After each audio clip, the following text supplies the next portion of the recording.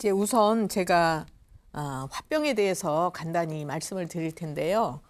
화라고 하면 보통들 걱정을 많거나 화를 내거나 또 뭐 화가 쌓였다 그러면 나 성격 괜찮아요 이런 분들이 있거든요. 근데 한의학에서 화라고 하면 신경 쓰이는 건 다 화예요. 또 스트레스를 받는 것도 화예요.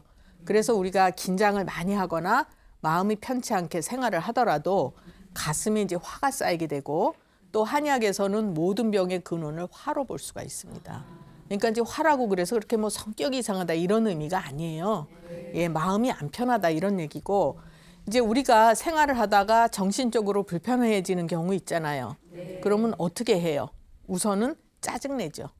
마음이 편치 않으면 그 신경질을 낸다든지 주변에 이제 또 예민하게 반응을 한다든지 우선은 이제 이런 반응을 보이고 그러다가 이제 분노 또 자기가 화가 난다든지 억울한 거 이런 걸 이제 조금씩 표현을 하다가 마음이 이제 불안해지고 초조해지고 또 잘 놀래거나 또 조급해지면서 안정이 안 되고 이런 증상으로 이제 서서히 가게 되다가 이게 진행이 되면 이제 병의 강도가 심해지게 되죠. 그래서 정신적으로든지 신체적으로 문제가 생길 수가 있는 것이에요. 예, 그래서 화병이라 그러면 분노가 가슴에 화가 쌓여서 이제 나타나는 증상인데 화병이라 그러면 유독히 우리나라만 특징적으로 나타내는 그런 증상으로 보기도 해요. 예, 그러면 이제 화병의 증상은 정신적으로만 나타나는 것이 아니라 신체적으로도 불편한 것이 같이 나타나는 증상이다. 이렇게 볼 수가 있는데 초기에는 화가 많이 쌓여도 어떤 인격적으로 변화가 있거나 또는 행동에 병적인 문제가 생기진 않아요. 뭐 헛소리를 한다든지 뭐 이런 건 없어요.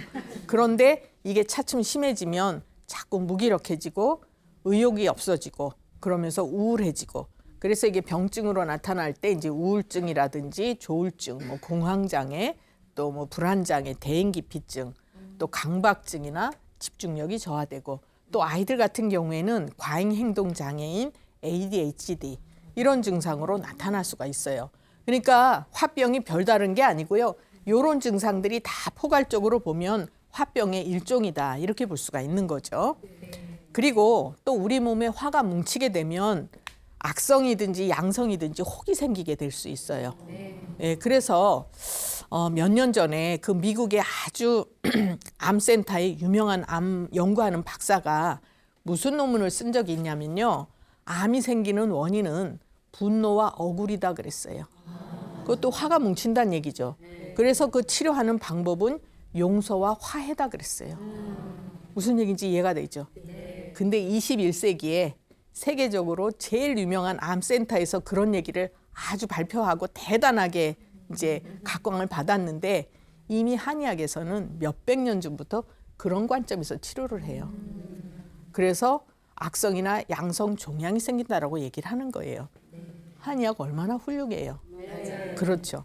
이제 그런 관점에서 치료를 하는데 정신적인 증상이 이제 악화가 되면 이런 증상들이 생기죠. 심하면 이제 환청이나 환각 이런 것들이 있는 분들도 있고 조현병도 생기고 그래요.